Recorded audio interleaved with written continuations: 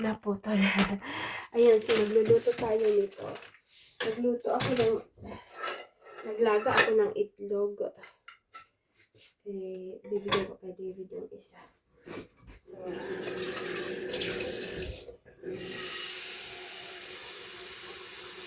ay, mag-init lang ako ng tubig. Marami akong gagawin ngayon. Diyos ko.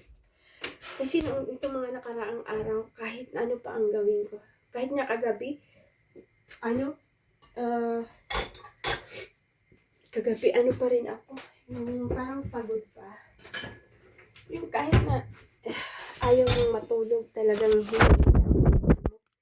Yung ganun. So, meron nga akong mismo dito. Baka lutuin ko ito mamaya, ewan ko, or next time na lang.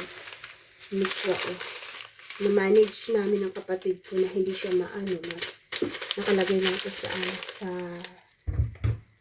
ano ba ito? Ilagay ko dito. Nakalagay lang yan sa suitcase. Pero nilagyan namin ng karton, tapos inano ng packing tape. Tapos pagdating dito, hindi siya balik. Marami yata yung tubig. So, ito, favorite ko to, pancit canton. Lakin. Nagtrabaho ako nito sa nagtrabaho ako sa paggawaan nito dati kasi hindi pa ako nag-aaral before ako self-supporting sa college. Nag-aaral ako ng college for self-supporting. So, ayan. Gusto ko talaga ito. Mag-almusal man ako kasi wala na akong energy. Yung loob ko, yung mantika na bagtek kay waray kay mataghom man dili. Yan na, mataghom. So may mantika, may asyete tawag. Mantika at saka tuyo. And then ito yung pampalasa. Ayan. So hintayin lang natin, okay. Ay, siya nga pala si David ang magluluto mamaya kasi yung mga bisita. Magluluto si David, and then ako rin magluluto ako para sa mga Pilipina kong bisita ni si David para doon sa yung mga asawa. Tapos meron siyang inimbita yung kalaro niya every Monday na sa snooker. Inimbita niya mga English yan. Sabi ko na, ay naku, sana hindi mo na inimbita kasi parang okay lang yung mga Pilipina kasi may dala silang pagkain. Tsaka sanay, yung mga asawa nila sanay sa namin ba. Pero yung bisita ni David, ewan ko. Bahala na si Batman. Si David naman ang entertain. Yan. So yan na ang ating pancit canton. Laki ni.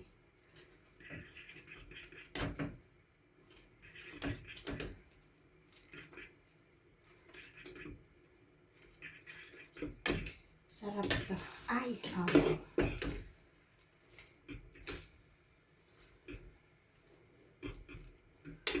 ayan.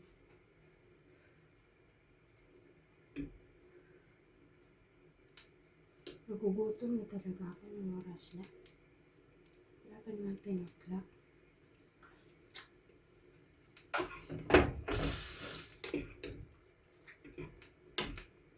Kulain muna natin. Hindi pa siya gaano luto. Ayan, so while naggagawa ako ng aking almusal, inilagay ko yung cover na yan. Yan.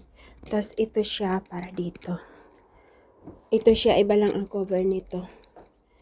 Lalagyan ko na lang yan ng cover and then yan. Then doon yung mga karton tatanggalin ko yan. Ilalagay ko sa labas muna sila. Tsaka yung mga halaman na namatay. Hindi pa talaga ako nakakapaglinis since dumating ako kasi pumasok ako 2 beses pa lang. Kasi pagkatapos ko ng trabaho parang nalinig ang katawan ko. At tsaka everyday pinipilit kong magtrabaho kaso talaga yung katawan ko. Tingnan nyo, ito avocado to. Tapos ito ito? Ito siya, parang ito to. Buti lang ito na buhay. As yan, ito galing ito sa friend ko, namatay talaga siya. Ito, parang mabubuhay pa siya. Tanim ko kaya. Bubuhay pa kaya to? Wala talaga, namatay kasi isang buwan ako sa sa Pilipinas, tapos si David sumunod.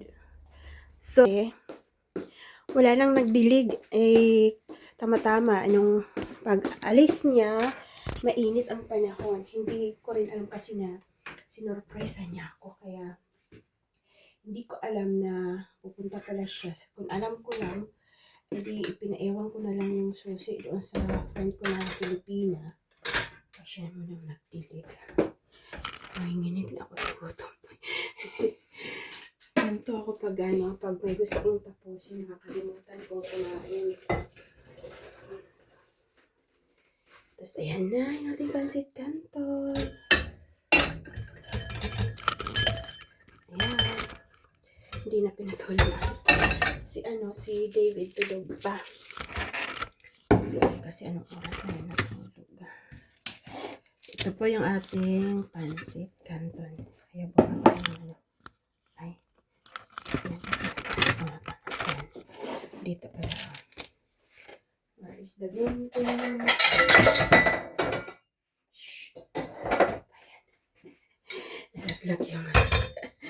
Nalaglag yung hinugasan kong ganda yan para magising si David. Gising na yan. Gising na yata yan. Kaso nakikinig lang yan sa radio. Ay.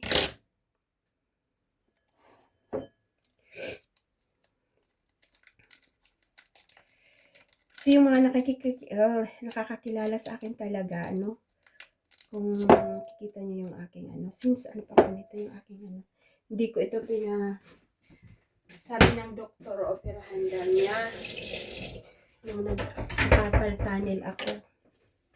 Sabi ko hayaan mo na kasi hindi naman yan parang normal na lang sa akin yung ko yung maliit kong kamay. Ayan, masarap to. Tapos lagyan ko ng itlog. Ay, nagugutom na talaga ako. Kasi inom ako ng gamot. Ano ko gagawin David dito? Pineapple pala to. Akala ko kanina potato. So, tumikim ako ng isa. Kasi hindi ko binuksan yung ilaw. Yung pala pineapple. Matamis siya. Yung kung anong gagawin niya dyan. Kasi siya nga ang magluluto mamaya. Then, isang itlog. Ayan, itlog. Balatang ko. Ay, ayan na dito.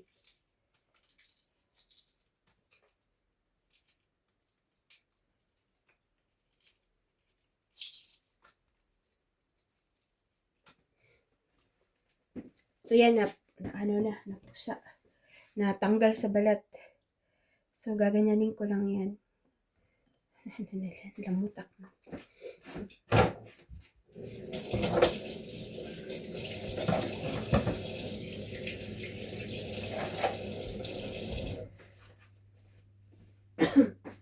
Feeling ko meron akong lagnat sa loob. Alam mo ba yung feeling mo may sakit ka sa loob ng katawan mo, pero yung labas ng katawan mo wala. Siyan, ayan na. Ko sa mga mata ko. Bintana ng ating katawan ay ang mata. Yan. Nako. Kumpitin ko. Haba kasi. Di, siya, didikit-dikit. Kain tayo.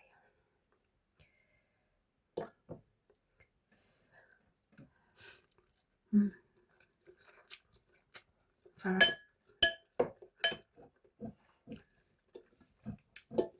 Sarap po sa tinapay.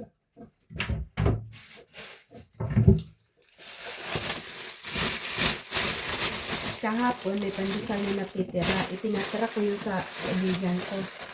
Sabi, hindi kainan na natin to kasi na siya. Yung luma tinitira ko hindi ko kasi nilagay sa freezer. Nilagay ko lang sa ref. So, gagawin ko, may dito. star margarine. Lalagyan ko. Nasaan? Hindi. Tingnan nyo na dito lang sa lapag. Malinis to dito eh kasi nilinisan ko to.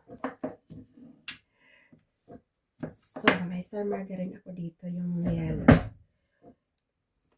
Yung isang yellow, binigay ko doon sa friend ko na Pilipina. Hindi, meron pa akong natitira dyan. 3 yata or 2 pink. Matamis kasi yung pink, diba? May flavor yun. So, ito. Ayan. Ganyan lang yan. Nagutom na kasi ako.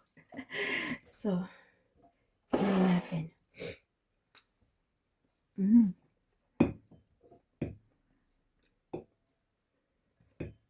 Anahin ko. Tingnan ko nga.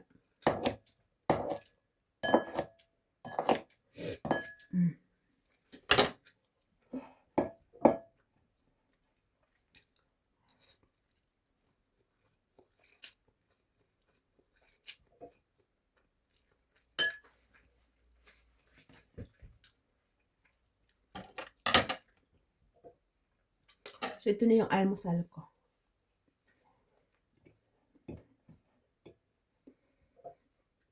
Isang pancit canton, isang itlog, at 2 sliced bread.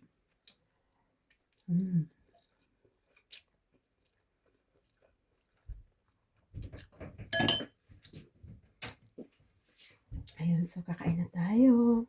Bye for now. Gising na si David. Bababa na yun.